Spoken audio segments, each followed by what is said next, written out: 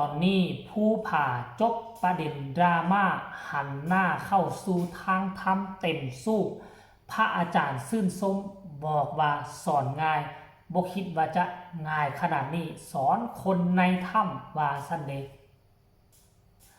สบายดี FC แฟนคลับทุกทานมาพบมาพ้อกันแล้วอีกคลิปหนึ่งท่านผู้ชมยังจะพาทุกคนไปติดตามเรื่องของเท่ามืดหรือว่าผู้ผ่าซึ่งได้ตัดสินใจหายออกจากบ้านอยู่ที่พันไซเมืองล่องแจ้งแขวงไซสมบูรณ์มุ่งหน้ามาสู่โฮมกาสาวพัฒน์มาอยู่ใต้ผ้าเหลืองของพระอาจารย์วัดป่าผู้ข้อซึ่งเป็นวัดอยู่ที่ทั้งสวรรณเขตแต่ว่าตอนนี้เพิ่นได้มาทำธุระอยู่ที่เวียงจันทน์แล้วก็ได้มาพบปะได้ก็มาซิดสอนมาฮับเอาเท่ามืดหรือว่าผู้ผ่าเนาะอยู่นครหลวงเวียงจันทน์แหละมาเป็นลูกศิษย์ลูกหาตอนนี้เบื้องต้นนั่นพระอาจารย์สอนวิธีการกราบการนบการไหว้พระสงฆ์องค์ข้าเจ้าพระพุทธรูปควรจะไหว้แนวใดควรจะนั่งแนวใดปรากฏว่า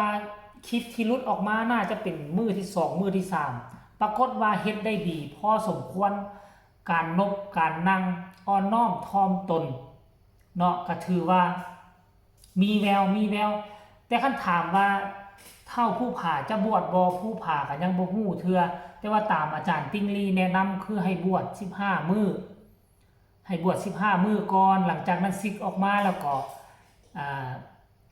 ไปทำพาสปอร์ตแล้วก็ข้ามมาลินนำพี่น้องกู้ภัยฟังไทยตามที่อาจารย์ติ้งลี่แนะนำแนวนั้นแต่ว่าเพิ่นสิท่านบวชบ่สิท่านได้ไปไทยบ่เพราะว่าเห็นได้ว่ากู้ภัยทั้งไทยเริ่มขยับกำลังจะเข้ารอบ2กำลังจะมารอบ2เพราะฉะนั้นนี่เพออาจจะได้ร่วมเป็นส่วนหนึ่งของกู้ภัยมุดเข้าถ้ำไปซอก2คนนั่นอีกก็เป็นไปได้ท่านผู้ชมเรื่องราวจะเป็นแนวใดผู้ผ่าจะเฮ็ดดีได้ซ้ำใด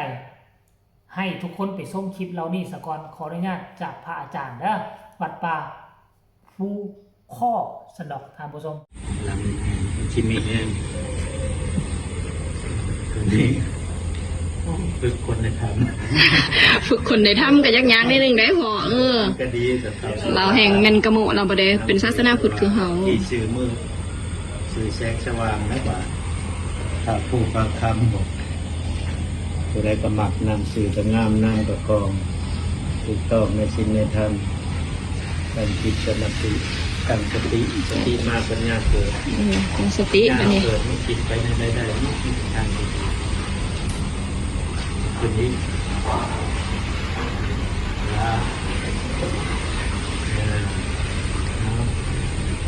นั่งลงธรรมดานั่งลงเดินกับนั่งตะหมอบได้ปะเห็นใบอีพอขนาดนั่งใบอีพอนั่งขนาดลมเอาลมเอาคือว่าเอาได้จากไปวันทั้งตัวไป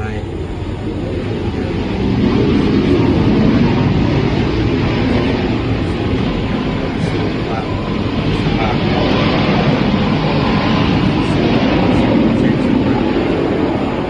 ทางประสูติธรรมทำจิตใจสงบเป็นความสุขคิดถึงดีแล้วยอมรับทุกมา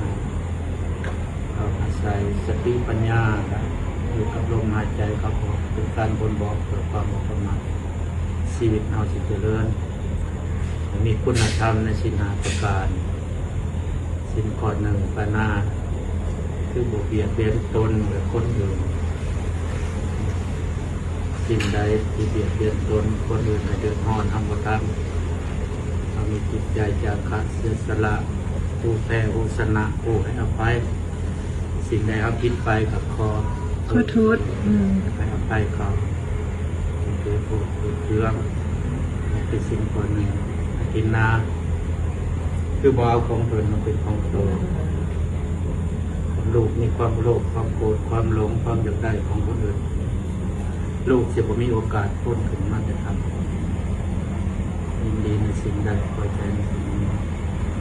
สิ่งใดเป็นบ่ให้ของเราเป็นผู้บริสุทธิ์การพูดคือการเป็นปิญญาวาจาที่สุภาพวาจาที่สื่อสัตย์วาจาที่จริตค เขาหาผู้ใหญ่ครูบาอาจารย์ความน้อมถ่อมตนนี่แหละเป็นเสน่ห์ที่เราตัดต่อชิ้นต่อทำได้ไหมทุกสิ่งทุกอย่างปล่อยวางไปให้หูจักแพ้หูจักชนะหูจักให้อภัยจิตมีแต่อยากให้ใจเมตตาอยู่ความสุขเห็นหน้ากู้ภัยเพิ่นมาช่วยด้วยความจริงใจบ่ได้คิดค่าอีหยังเพราะการช่วยเหลือคนมันบ่มีมือจนดอกเฮาบ่หวังผลหยังตอบแทนเอาแต่คุณงามความดีตอบแทนไปเอากราบลงพักผ่อนบัดกราบซ้ำเตือนงามเลยเด้นะเอาพึกไปเรื่อยๆชีวิตเรามันก็สิดีขึ้นพยายามมันมีสติทุกลมหายใจเข้าออกเป็นการบ่นบอกเพื่อความบ่ประมาท